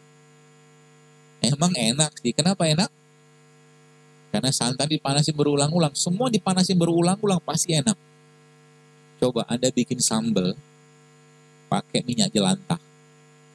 Enak kan? Padahal kalau saya punya sambal sendiri, bawang putih, kasih cabai rawit, kasih kurma, kasih garam. Waduh, Masya Allah. Enak minta ampun. Sambal kurma bahasanya. Karena saya nggak pakai gula kan, kita pemanis kita tuh kurma. Nanti cobain ya. Jadi sambal, bawang putih, cabai rawit, kasih kurma, kasih garam sedikit, mau tambah tomat sedikit, tidak apa-apa. Ya diulek lah, masa diliatin doang. Diulek lah, apa juga sambal. Makannya, nih saya ajarin yang masih suka makan, nasi putih, tidak apa-apa makan aja. Ya. Tapi syaratnya harus dikasih rempah. Ini cara bikinnya begini. Catat. Bapak-bapak nyatet nggak buat apa? Masak juga enggak. Nono catat. Paling ente terima jadi doang. Hah? Ambil bawang merah. Tapi tidak apa-apa, catat aja deh. Bawang merah cacah-cacah gitu, bawang putih sama serai. Oke? Bawang merah, bawang putih sama serai. Lalu si bawang merah, bawang putih sama serai, tambah sedikit sama cabai. Cabai nggak perlu cabai rawit, cabai merah biasa aja yang nggak perlu terlalu pedas, nggak apa-apa. Nanti itu ditumis pakai minyak zaitun dengan api kecil. Apinya kecil aja. Ya, asal keluar aroma sebentar. Minyak zaitun yang apa? Jangan pakai yang cooking oil, tapi extra virgin olive oil. EVO. Atau kalau enggak, biasakan di rumah, kalau tetap pengen makan yang digoreng, pakai minyak kelapa. Minyak kelapa itu home industry sebenarnya. Bisa dibikin rumahan. Kalau minyak kelapa sawit, kapitalisasi. Kan gitu kan? Gitu. Jadi gorengnya pakai, atau tadi numisnya pakai minyak coconut oil cooking coconut oil apa namanya gitu. Ada tuh. Ya. Tumis. Gak usah panas-panas. Sampai keluar aroma sebentar, angkat, campurkan sama nasinya. Hah? Kenapa? Campur sama nasinya. Bumbu tadi itu semakin banyak semakin bagus, terutama bawang merah sama bawang putihnya. Semakin banyak semakin bagus. Oke? Karena bawang merah bawang putih salah satu sayuran yang nama itu alium kalau salah. Dia itu mengandung serat yang sangat tinggi, samping anti kanker, banyak lah bawang-bawangan itu. Aduk-aduk gitu kan. Lalunya lagi, kau udah teraduk tuh, bawangnya banyak, merahnya banyak, putihnya banyak. Tambahkan sedikit dengan kismis. Dikit aja kismis buat ada rasa manisnya. Lalu tempe. Tempe itu sehat. Asal jangan digoreng. Ya, mulai sekarang kalau makan tempe, sebenarnya tempe itu nggak mentah. Karena kedelainya kan udah direbus. Ya kan? Ya, dia tempe udah matang, kedelai udah matang. Cuman bahasa kita mentah tuh karena nggak digoreng aja. Ya. Nanti tempenya tadi sama sambal tadi Anda penyet. Bayang? Penyet-penyet sampai dia agak-agak hancur gitu, lalu campurkan ke nasi tadi. Ya. Dan tambahkan sedikit sama suiran kurma. Suiran. Mata nggak tahu suiran sih. Suwirno Pak, Suwirno. Bapak nggak paham, ibu paham. Makan soto ada ayamnya tuh, suiran ayam. Ini suiran kurma. Aduk-aduk-aduk makan, enak banget. Itu nasi yang insya Allah penuh dengan enzim, penuh dengan vitamin, penuh dengan mineral, ada asam aminonya juga. Sehat. Jangan usah banyak-banyak makannya. Kecuali Anda pakainya beras merah, coklat, atau hitam. Itu lebih baik. Sebab apa? Masih tinggi seratnya.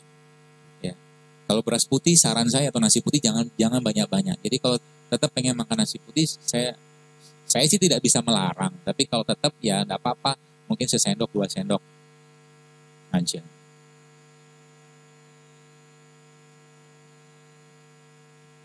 Nanti lihat, Anda akan mulai percaya kata-kata saya.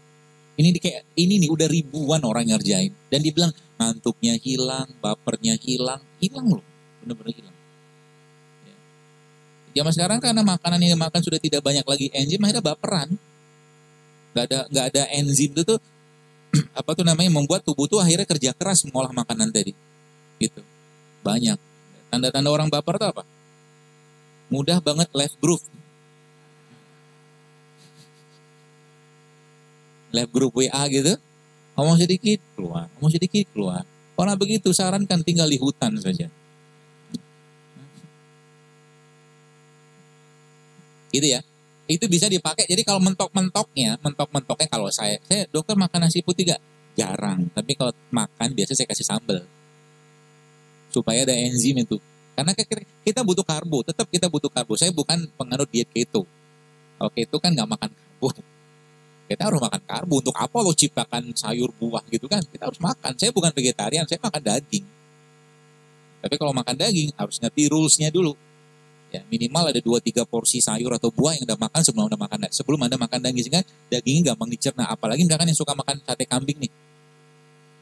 Sebelum makan sate kambing, supaya gampang dicerna kambingnya, minta tuh 2 porsi bawang sama cabenya. Makan. Nanti kambingnya gampang dicerna. Dan kambing itu hewan yang sangat baik, jangan dikambing hitamkan. Ya, masalah di kambing itu kan bukan masalah di dagingnya kan, justru malah masalah karena pengolahannya, garamnya segala macam. Jadi kambing baik-baik saja. Gitu. Nah, jadi nanti ada tadi kan sama yang pertama, yang kedua apa tadi? Yang kedua probiotik. Jadi kan cara kita memperbaiki badan kita. Nanti Bapak Ibu bisa praktekkan di tiap hari ya. Dan saya tidak akan bahas penyakit saat ini karena kalau ini kita kerjakan, penyakit akan hilang dengan sendirinya insya Allah. Yang pertama dia asam amino. Jadi mulai dari madu, ada kurma, ada air kelapa ya. Yang kedua probiotik. Probiotik itu apa? Semua makanan fermentasi. Tempe. Makanya tadi Indonesia dapat gelar makanan terenak di dunia namanya rendang. Tapi Korea dapat gelar makanan paling sehat di dunia namanya kimchi. Ya, dan tempe itu sering banget dibahas oleh ahli-ahli nutrisi sebagai salah satu makanan yang paling baik ya, karena dia fermented food. Ya. Semua yang fermentasi makanan insya Allah baik. Ya. Gitu. Yang kedua itu. Yang ketiga prebiotik. Prebiotik itu apa? Makanannya probiotik. Dapatnya dari mana? Terutama sayur dan buah-buahan. Itu prebiotik. Jadi kalau Anda makan tempe, usahakan makan sayur. Sehingga nanti bakteri yang ada pada tempe tadi akan tumbuh berkembang dia dengan sayur dan buah yang kita makan. Gitu ceritanya. Gitu ya. prebiotik. Yang keempat, ya, rempah. Ya. Rempah itu contohnya apa ya? Kayak cengkeh, kayu manis, ketumbar, jinten, pala, itu rempah. Ya. Tiap hari, nih 1, 2, 3, 4 ini ada asup. Berikan makanan, karena itu yang kita butuhkan. Ya, di luar tadi kita bicara puasa segala macam, atau mungkin herbal-herbal Nabi yang bagi sebagian yang susah mendapatkan, atau mungkin belum bisa mendapatkan, katakanlah beli ini, itu tidak apa-apa, kita pakai produk lokal aja. Ya. Itu yang keempat, prebiotik. Yang kelima, rimpang. Rimpang adalah tumbuhan yang batangnya dalam tanah. Itu rimpang. Ya. Ngandalin 2 rimpang ini aja, subhanallah, harusnya negeri kita ini bisa bebas kanker. 2-nya aja, jahe sama kunyit. Ya, karena kita dapetin kunyit putih kan susah. Ya, ngandalin 2-nya. Kalau boleh saya katakan, saya sempat diskusi dengan seorang teman saya, dia bilang gini, kita ini negeri yang kurang bersyukur, dia bilang, Allah kasih kita rempah, Allah kasih kita rimpang, tapi jarang kita manfaatkan. Bangga dengan minuman-minuman kemasan, bangga dengan minuman-minuman soda, bangga dengan minuman-minuman yang tinggi gula, ya sudahlah, merajalela penyakit. Kalau Anda lihat yang sekarang, Saudi Arabia, Masya Allah ya, di sana tuh apapun makanannya, minumannya soda. Betul? Soda, dari anak SD, SMP, dan siapa bilang rumah sakit di Saudi itu sepi? Rame Pak. Orang osteoporosis semua gara-gara soda. Itulah. Kita jangan ikut-ikutan. 350 tahun kita dijajah, yang diambil rempah sama dia. Maka ganti semua tuh minuman-minuman kemasan kita dengan rempah-rempah, rimpang-rimpangan. Pagi-pagi bikin jahe, kasih air panas, kasih madu, selesai. Kunyit, jangan malu jadi pemuda rimpang. Ikhwan rimpang. Kenapa? Karena ujung-ujungnya kalau nanti Anda ketemu dengan akhwat, atau nanti ketemu sama akhwat, atau akhwat tuh nanti lagi ta'aruf, tanya, ente satu hari minum madu berapa kali? Gitu. Membahas tentang kebiasaan kesehatan. Kenapa? Kan salah satu tujuan pernikahan mau punya anak. Gimana mau punya anak kalau si perempuan sama laki-laki atau si akhwat atau ikhwan sebelum nikah tuh sudah makanan yang gak sehat, nyampah lah bahasanya gitu. Gak bakal, susah punya keturunan, serius. Karena satu makanan yang kita makan dalam ke mulut kita masuk ke mulut kita, itu akan menjadi bagian dari gen kita.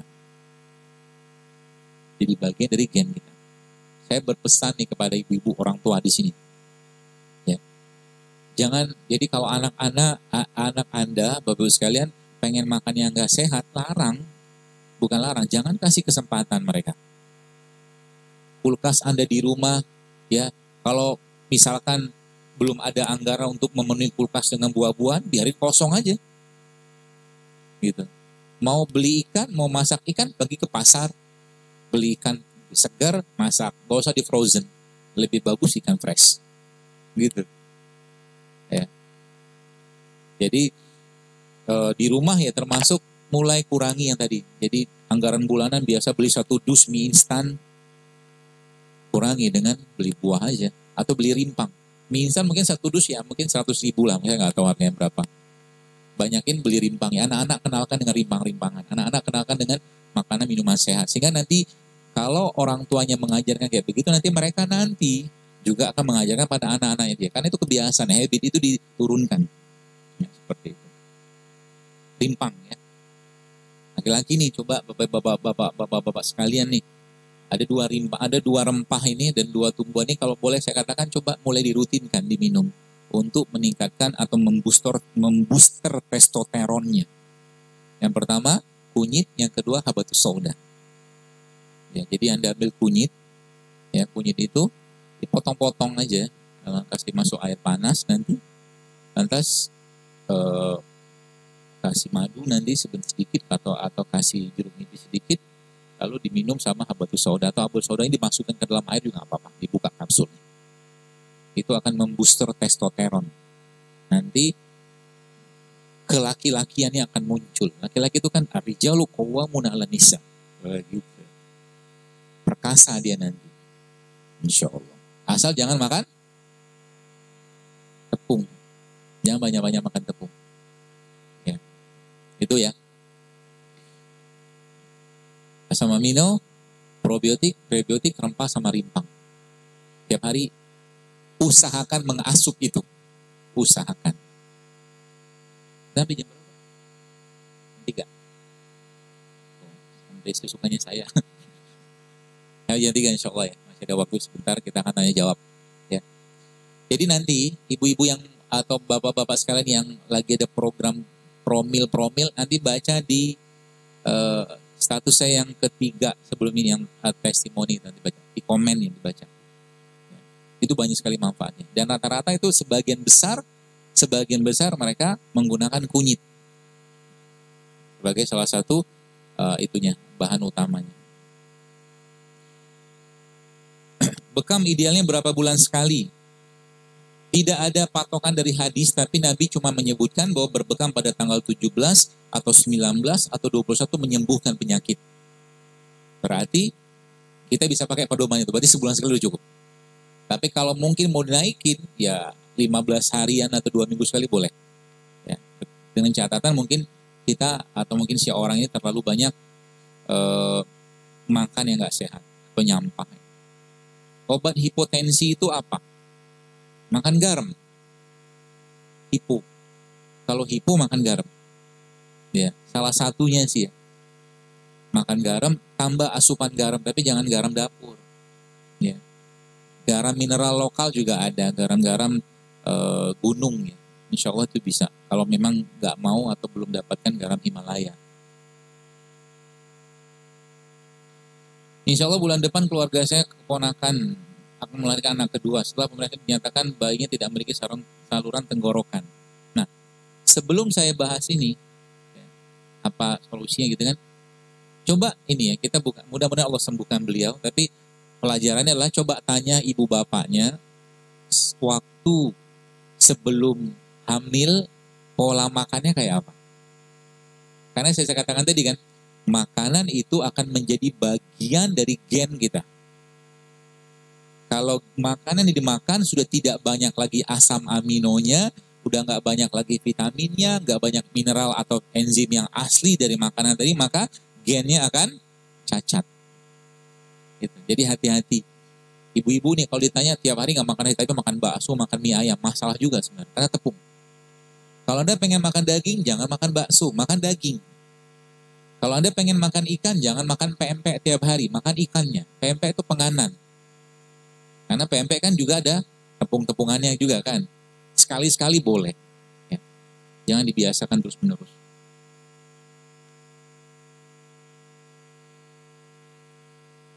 Dokter feto maternal mengharuskan operasi setelah bayi lahir dibuatkan saluran tenggorokan. Setahu saya pribadi ya, kalau memang urusannya dengan struktur nggak bisa. Ya, mungkin harus dibuatkan struktur yang baru. Ya berdoa, karena memang bahasa beliau, karena memang tingkat keberhasilannya itu 50%. Bagaimana cara meningkatkan tingkat keberhasilan lebih tinggi? Kembalikan semua pada Allah, banyakin sedekah, banyakin berbuat baik, banyakin sholat hajat, minta sama Allah agar dimudahkan operasinya dan dijadikan sempurna nanti operasi tadi bisa, insya Allah. Meskipun teori manusia tidak seperti itu.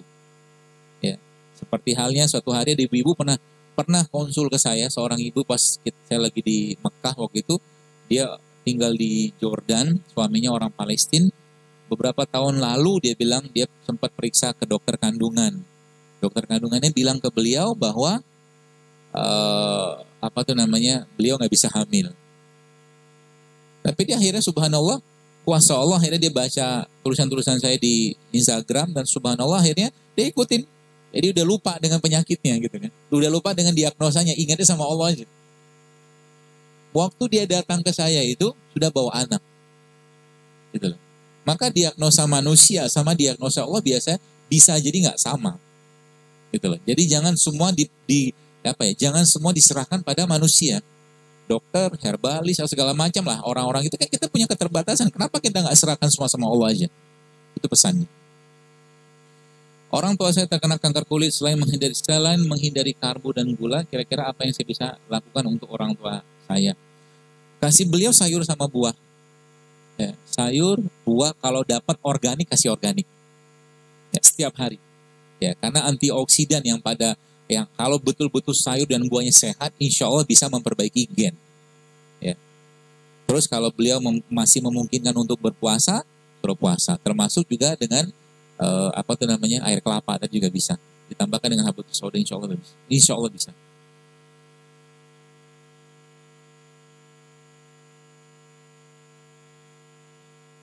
Kayak cerpen.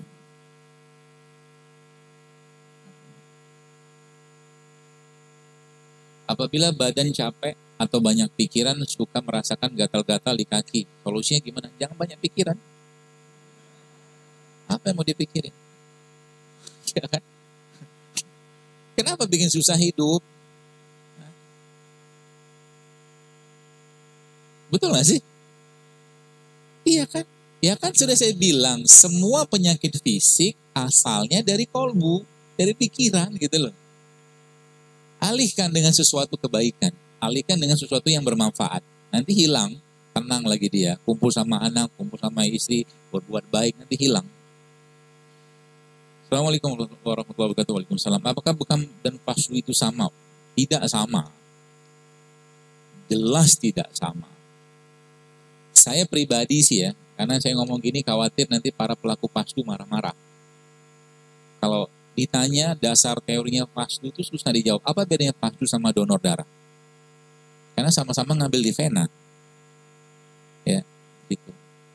Dan beberapa yang saya tempat tanyakan ke ustadz-ustadz, kabarnya dari beliau-beliau itu katanya hadisnya itu lemah. Hadis tentang fasdu itu. Jadi saya pribadi sih ya, kalau dalam pandangan saya sebagai tenaga kesehatan atau medis lah, meskipun nggak praktek lagi itu kan, fasdu itu cocok untuk kasus-kasus polisitemia. Polisitemia itu sel darah merahnya kelebihan, itu fasdu boleh. Tapi kalau tidak, saya tidak menyarankan, bekam udah cukup.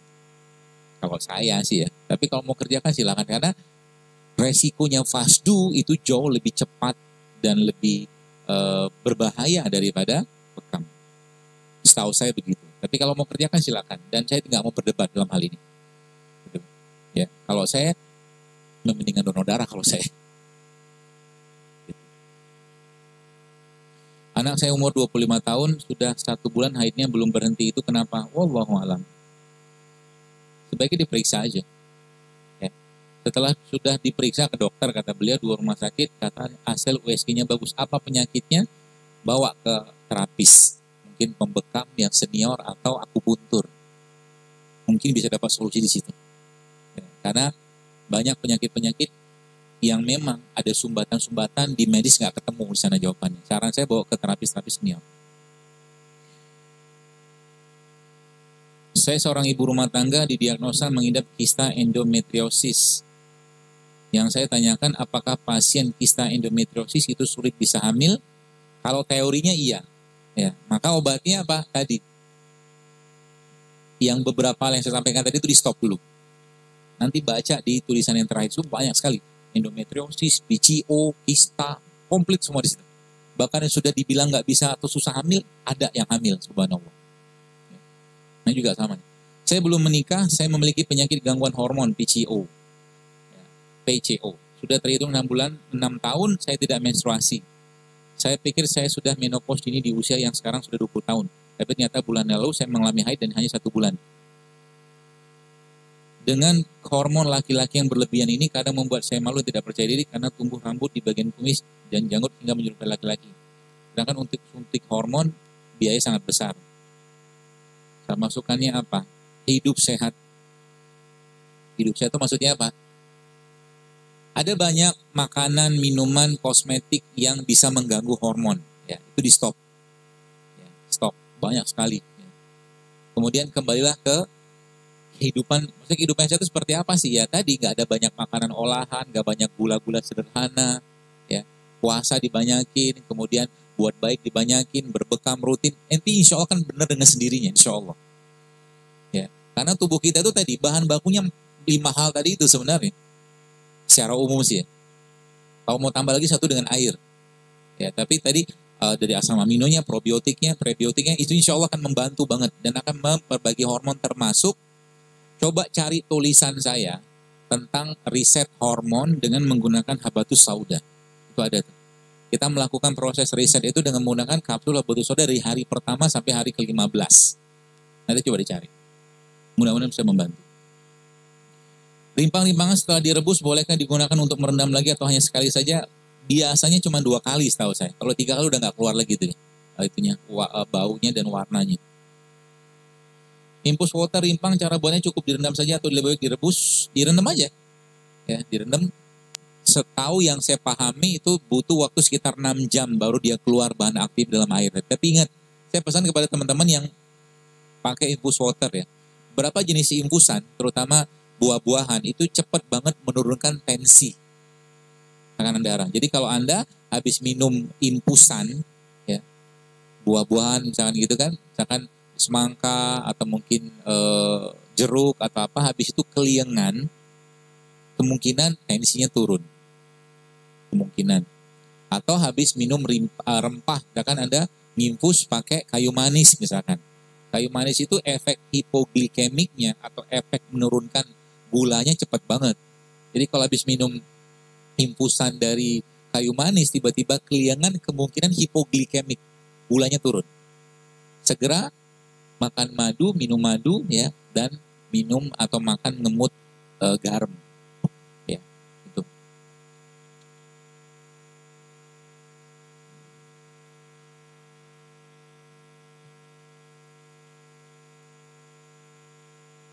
Apa resep promil yang benar-benar manjur? Sebulan penuh bisa langsung positif? Gak ada. Pertanyaan ini pun pertanyaan begini pun sudah menunjukkan ketergesaannya dia. Ya kan? Sabar. Gitu. Kalau yang waktu dikasih, kasih. Jadi saya katakan tadi, perbaiki dirinya dulu. Berbuat baik pada mertua, suami, istri, ya mungkin tetangga, bahkan sama binatang. Benerin dulu itunya. Nanti Allah kasih. Tiba-tiba minum kunyit, hamil. India itu negara yang paling tinggi konsumsi kunyit dan rempah-rempahnya kan. Makanya di India itu orang India, penduduk India lah, rakyat India itu kan merupakan salah satu penduduk yang tingkat populasi tertinggi di dunia juga. Jadi sperma sama ovumnya subur-subur karena kebanyakan rempah. Cina juga sama. Cina itu negara yang populasinya kan tinggi banget kan. Dia nggak rempah tapi kuat di bawang-bawangan. Sama aja. Zimbabwe nggak makan karena kelaparan. Ternyata angka pertumbuhan penduduk di Indonesia itu tinggi sekali gara-gara keseringan puasa.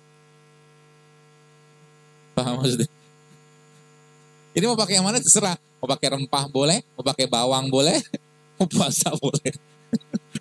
Dan memang secara saintifik atau secara sains memang puasa itu meningkatkan kesuburan. Memang iya. Tinggal pakai. Maka saya bilang sebenarnya subhanallah ya. Kalau kita ngikutin pedoman-pedoman Islam, kita sudah cukup dengan ini. Orang-orang yang mau promil, coba tahan nafsunya dengan cara apa? Sebulan puasa. Selesai sebulan, naik lagi 2 bulan puasa. Mau puasa, kalau bisa puasa Daud lebih baik. Tahan nafsunya gitu loh. Insya Allah akan cepat Allah kasih. Insya Allah.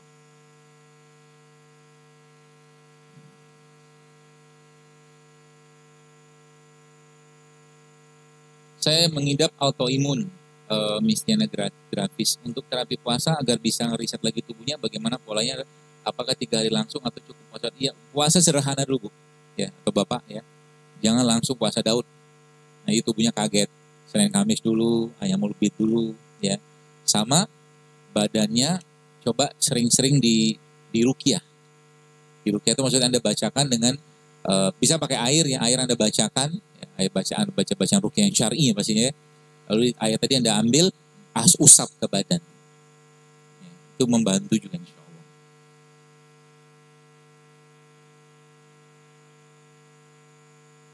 Saya wanita, umur 33 tahun, pos operasi pembesaran kelenjar bening. Diagnosanya ternyata TBC kelenjar getah bening. Saat ini baru mulai terapi obat TBC hari ke-9 sampai 6 bulan. Pertanyaannya, apakah saya bisa lanjutkan terapi tersebut dengan terapi yang dia dapatkan di akun saya, atau saya pilih salah satu? Terserah ibu sih ya. Kalau Anda bisa menjaga makanan dengan baik, ya makannya benar-benar sehat dan bisa meningkatkan imunitas Anda, ya bisa Anda stop, bisa Anda stop. Tapi kalau nggak yakin jangan, ya kalau nggak yakin jangan. Karena bagi saya kalau Anda yang sempat baca di tulisan saya di feed itu ada satu hashtag, hashtagnya itu resep TBC JSR.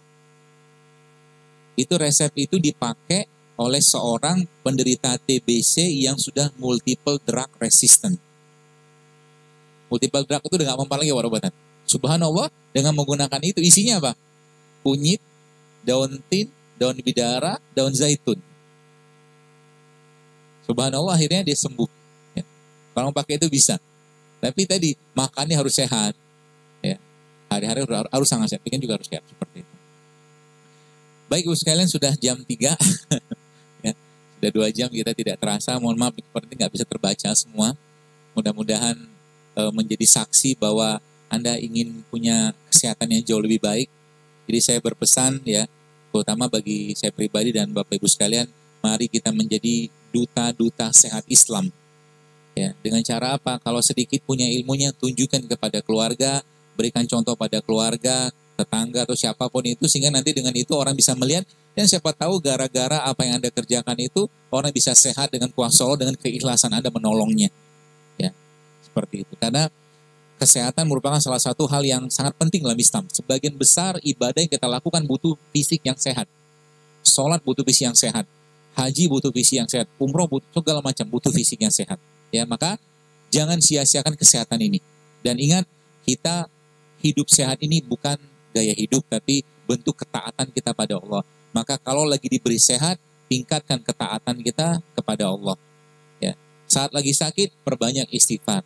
Sehat yang kita dapatkan harus mampu membuat kita menjadi lebih taat kepada Allah. Kalau tidak, mungkin sakit lebih baik, dengan itu Allah gugurkan dosa kita. Ya, maka jaga kesehatan kita baik-baik, perhatikan apa yang dimakan, perhatikan apa yang diminum, perhatikan dengan siapa kita bergaul tiap hari, jaga keluarga, ya, jaga suami, istri, anak semua, supaya kita bisa membangun generasi emas atau peradaban sehat itu. Demikian mungkin. Assalamualaikum warahmatullahi wabarakatuh.